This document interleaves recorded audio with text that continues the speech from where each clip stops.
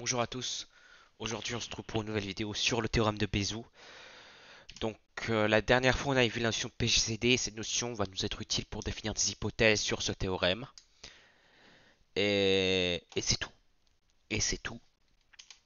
Donc on va donner une définition simple, une relation importante de nombres. Donc soit A et B des entiers non tous les deux nuls. On dit que A et B sont premiers entre eux si leur PGCD il est égal à 1. Voilà. Donc ça reviendrait très souvent cet énoncé, hein. A et B premiers entre eux, c'est une hypothèse qui revient très souvent. Et donc je montre que par exemple 18 et 25 ils sont premiers entre eux. Parce que si je fais l'algorithme de Euclide, bam bam bam, j'arrive à 1, enfin j'arrive à 0 et le dernier reste non nul c'est 1. Et en fait dans tous les cas si on arrive à 1, on a fini, hein. Pas la peine de faire la ligne suivante, c'est pas obligatoire.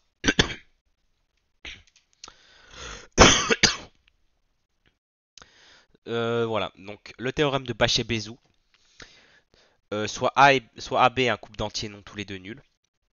Pourquoi non tous les deux nuls? Parce que sinon le PGCD il est pas défini. C'est pour ça que je prends, ils doivent non, les deux entiers doivent pas être nuls en même temps. Donc il existe un couple d'entiers UV tel que AU plus BV égale au PGCD de AB. Voilà. Attention, c'est pas parce qu'on trouve qu'une combinaison linéaire par exemple de 3 et 2 me donne 2 que le PGCD il vaut 2. En fait, le théorème il va dans un sens. Si le PGCD de AB il vaut un certain nombre 4, alors il existe une combinaison linéaire entre A et B qui vaut 4. C'est tout. On peut pas, si on trouve un truc comme ça, AU plus BV égale quelque chose, le quelque chose, ça ne veut pas dire que c'est le PGCD. Voilà. Donc le théorème nous garantit juste l'existence d'un couple UV dans Z, un couple d'entiers, tel que 3U plus 2V égale PGCD de 3,2. Donc PGCD de 3,2 il vaut 1, et on a bien un couple, c'est 1 moins 1. 3 fois 1 moins 2 fois moins 1, ça me donne 1. Donc voilà. On est juste assuré de l'existence d'un tel couple, enfin de deux entiers qui vont satisfaire cette égalité, c'est tout. On va faire la preuve qui est très très dure. Enfin, pas dure, mais longue. Enfin, elle est pas obligatoire, je pense, pour bien comprendre le théorème. Si vous avez juste compris le théorème, c'est parfait. La preuve, franchement, elle est dure. Donc, je vais me donner un couple d'entiers AB, non tous les deux nuls. Je vais considérer l'ensemble des combinaisons linéaires de A et B avec les coefficients entiers. Et je veux que cette combinaison elle soit un antinaturel. Donc AU plus BV euh, avec UV des entiers. Et AU plus BV, je veux que ce soit aussi un antinaturel. Donc je vais montrer que déjà il n'est pas vide. Si A est positif, alors A appartient à D, parce que en prenant le couple 1-1-0, on a bien que A est dans D. Si A est négatif, dans ce cas, j'ai juste qu'à prendre moins A. Et alors, moins 1 il est dans D. Pourquoi? Parce que je prends le couple moins 1, 0. J'obtiens bien moins 1, moins A fois moins 1, ça me donne A. Donc voilà. Donc D, il n'est pas vide. Il y a au moins un élément dedans. En plus, D, c'est un ensemble d'antinaturels grâce à la deuxième hypothèse ici. AU plus BV soit dans N étoile. C'est un ensemble d'antinaturels non vide. Donc par axiome de la vidéo 1, on peut dire que D, il a un minimum, il a un plus petit élément. Et donc c'est ce plus petit élément qui va être le PGCD. Alors pourquoi comment la personne qui a pensé ça, je ne sais pas comment il a pensé à ça. Moi, je veux bien le savoir. Comment il a eu l'idée de considérer le plus petit élément. Moi, je ne sais pas comment il a eu l'idée, mais si vous savez, j'aimerais bien le savoir. Mais en tout cas, c'est un génie qui a écrit ça. Donc ce génie, il a considéré le plus petit élément et il va montrer que ce plus petit élément, c'est le PGCD. Et donc, pour ce faire, on va écrire la division de A par M. Donc A égale à MQ plus R, avec R avec Q dans Z, et R qui est compris entre 0 et M strictement. Donc on va supposer par l'absurde que R est non nul. Pourquoi? Parce que on veut montrer que M divise A, puis que M divise B. Donc M, il va diviser le PGCD. C'est pour ça qu'on veut faire ça. Parce que pour montrer que M, c'est le PGCD, on va montrer qu'ils se divisent l'un l'autre. Donc on reprend là où on était. Donc on va supposer que R est non nul. Dans ce cas, A égale MQ plus R serait écrit A égale à AU plus BV Q fois Q plus R. J'ai juste utilisé l'égalité de Bézout ici. Ensuite, j'aurai un range, je vais isoler R. Donc R c'est égal à A. Bon, je base un peu les calculs, mais R est égal à A facteur de 1 moins MQ plus B facteur de moins VQ. Donc ça, c'est une combinaison linéaire de A et de B. 1 moins MQ, c'est un entier. Moins VQ, c'est un entier. Donc R, il est dans D. En plus, R est positif, c'est pour ça. R, il est positif, donc c'est pour ça aussi qu'il est dans D. Il est positif et c'est une combinaison linéaire de A et de B. Donc il est dans D. En plus, mais en fait, R, il est plus petit strictement que M. Et M, on avait dit que c'était le plus petit élément de G. Donc on a trouvé un nouvel élément qui est plus petit que le plus petit élément. C'est impossible. Donc R, il est forcément nul. Parce qu'on avait supposé que R est non nul. Donc vu que R est nul, grâce à ça là, A égale MQ, on remplace R par 0. On obtient que A égale MQ. Et donc ça veut dire que M divise A. On peut faire la même chose avec B. Je vous l'assure que ça marche. Donc on fait la même chose avec B, le même raisonnement. On change juste la lettre. Hein, la lettre qui change, c'est tout. Et donc on arrive au fait que M divise B. Donc vu que M divise A et M divise B, M il divise le PGCD de A et B. Jusque là pas de problème. Donc M divise le PGCD de A et B. Voilà. On a montré la première chose. On va montrer la seconde. Donc d'autre part, le PGCD de AB, il divise A et il divise B. Parce que c'est le plus grand diviseur commun et c'est un diviseur commun, enfin bref. Donc en particulier, il va diviser la combinaison linéaire AU plus BV. Et AU plus BV, ça me donne M. Donc le PGCD, il divise M. Donc PGCD de AB, il divise M. Et M divise PGCD de AB grâce à la slide d'avant. Vu que M est positif, on a bien l'égalité. On peut enlever la valeur absolue. Hein. Normalement, on serait censé avoir une valeur absolue, mais vu par la positivité de M, on enlève la valeur absolue. Donc voilà. Donc AU plus BV est égal au PGCD de AB. Donc on a trouvé un couple UV d'entiers tel que AU plus BV égale au PGCD de AB. Donc voilà.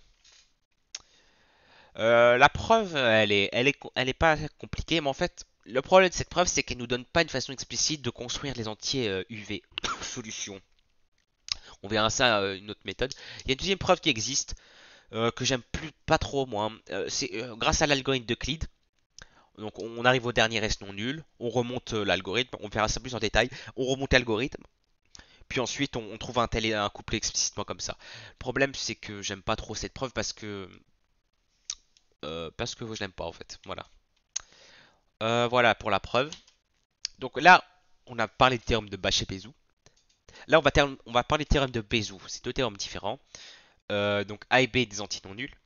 A et B sont premiers entre eux si et seulement si il existe un couple d'entiers tel que A plus BV égale à 1. Cette fois-ci, contrairement au théorème d'avant, la réciproque est vraie. Si on a une combinaison linéaire entre A et B qui nous donne 1, alors A et B sont premiers entre eux. C'est-à-dire que A et B ont leur PGCD égal à 1. Donc là, cette fois-ci, dans ce cas juste précis, la réciproque est vraie, contrairement au théorème de Bachet-Bézout. Par exemple, je donne un exemple, 3 moins 2 il vaut 1. Donc je peux en déduire, grâce au théorème de Bézout, que le PGCD il vaut 1, entre 3 et 2. Donc là, je vais me donner un autre exemple. Soit n un relatif, n plus 1 moins n égale à 1. Donc je peux en déduire que le PGCD de n plus 1 et de n, il vaut 1. Donc ça veut dire que le PGCD de deux entiers consécutifs vaudra toujours 1. Ils sont toujours premiers entre eux. Voilà. Donc ça nous donne une autre méthode de calcul du PGCD.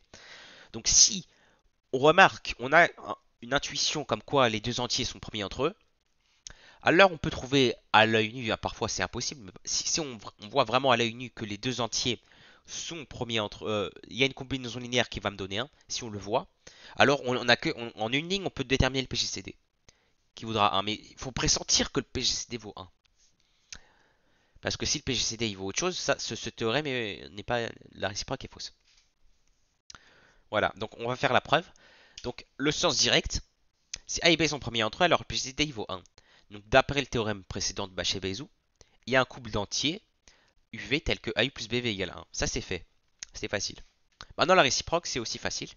Donc s'il existe un couple d'entiers UV un couple d'entiers. Ouais, moi j'ai écrit tout fois la même chose. S'il existe un couple d'entiers UV tel que AU plus BV égale 1, alors je vais considérer le diviseur commun, un diviseur commun entre A et B. Donc D divise A, D divise B par définition. Donc D il va diviser la combinaison linéaire AU plus BV. Donc ça va nous donner un D divise 1. Donc c'est à dire que D il vaut moins 1 ou 1. Donc le PGCD il vaut 1 parce qu'on prend le plus grand des deux qui vaut 1. Donc voilà. Donc dans la pratique, pour trouver un tel couple de solutions, on va déterminer le PGCD de 47 et de 5 avec l'algorithme d'Euclide. Ensuite, si le PGCD divise 19, alors on a un couple de solutions. De tels couples existent. Ensuite, pour trouver le couple, on va remonter l'algorithme d'Euclide. Je vais expliquer, je vais le faire, vous allez mieux comprendre. Et ensuite, on remonte l'algorithme d'Euclide et en remontant, on va trouver un couple de solutions. Donc en fait ça, si on c'est pas grave, on va bien le revoir sur les équations différentielles, on fera ça beaucoup, on va faire ça très souvent. Donc là je vais juste faire cet exemple. On se retrouve pour l'exemple. Donc on avait dit qu'en premier lieu il fallait déterminer le PGCD de 47 et de 5. Donc pour ce faire on va utiliser l'algorithme d'Euclide. Donc 47 je vais le diviser par 5 en division euclidienne, donc ça va me faire 5 fois 9 plus 2. Ensuite 5 je vais le diviser par 2, par le reste, donc 2 fois 2 plus 1. Et donc j'ai fini. Donc j'ai terminé parce que le prochain reste il est plus petit que 1 et ce qui est plus petit que 1 c'est forcément 0 en entier naturel. Donc j'ai fini. Donc il vaut 1, voilà. Ensuite, donc le PGCD il vaut 1 de 47 et de 5. Et donc pour qu'une solution existe, il faut que ce PGCD il divise 19. Est-ce que c'est le cas? Oui, parce que 1 il divise bien 19. Donc ça c'est vrai. Donc maintenant je sais qu'une solution existe. Donc si je vais en chercher, je ne vais pas droit dans le mur. Et donc pour ce faire, j'avais dit qu'il fallait remonter l'algorithme d'Euclide. Donc je vais maintenant expliquer un peu mieux. Donc pour remonter l'algorithme d'Euclide, il faut exprimer déjà les restes en fonction des dividendes et des diviseurs et du quotient. Donc 1, je vais isoler le reste. Donc c'est 5 moins 2 fois 2. Ne faites pas de calcul, hein. Vous laissez vraiment le 2 fois 2. Ne faites aucun calcul. Ensuite, je vais exprimer 2 en fonction je vais isoler 2 quoi. Donc 47 moins 5 fois 9. Voilà.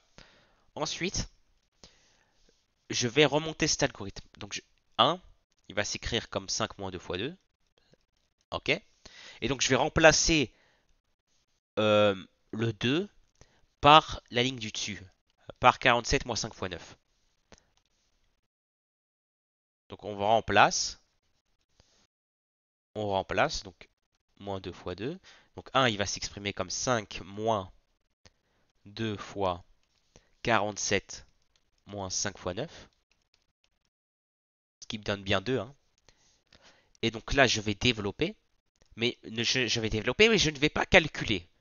Attention, je développe, mais je ne calcule pas. Donc c'est 5 moins 47 fois 2, moins, donc plus, 5 fois 2 fois 9. Voilà. Ensuite, je factorise par 5 et par 47, parce que c'est les couples que je veux. Hein. C'est les solutions que je... Enfin, c'est les coefficients qui sont là. Donc 47, donc moins 47 fois 2, donc c'est 47 fois moins 2, plus 5 fois 2 fois 9, plus 5. Il y a le 5 là, le 5 ici. Hein. Donc plus 5. Donc je veux exprimer tout en fonction de 5. je vais avoir 5 fois quelque chose. Donc 2 fois 9, je peux le calculer. Et je peux aussi factoriser. Donc ça va me donner 47 fois moins 2, il est bien. Plus 5 fois 9, 18. 2 fois 9, 18. Plus 5, ça fait 5 fois 19. Donc plus 5 fois 19. Donc à ce moment-là, j'ai un couple de solutions qui va me donner 1. Donc 47. Le couple 47, je veux dire moins 2, pardon. Le couple moins 2, moins 2, 19. Il me donne 1. Ok. Maintenant, pourquoi fallait que 1 divise le PCD divise 19? Parce que imaginons que c'était pas le cas. Je n'aurais pas pu, j'aurais pu multiplier par ce que je veux. J'aurais pu multiplier par tous les nombres que je veux ici dans Z. J'aurais jamais pu atteindre 19. Donc c'est pour ça qu'il fallait que 19 soit un multiple du PGCD. Donc en l'occurrence ici c'est simple, il faut que je multiplie par 19. Mais si c'était par exemple 4, il fallait vraiment que 4, enfin si c'était 19 et premier ça va être difficile, mais si j'avais un autre nombre que 19, 20, et j'aurais trouvé le PGCD il vaut 5, là j'aurais pu multiplier quelque chose pour atteindre 20. Par quelque chose pour atteindre 20. Là, ici, en l'occurrence, ici, c'est facile, je multiplie par 19. Donc, je multiplie par 19. 19 est égal à 47 fois, 38. Moins 38 fois 5 fois 19 au carré. Oh, putain, 19 au carré, ça me fait 19.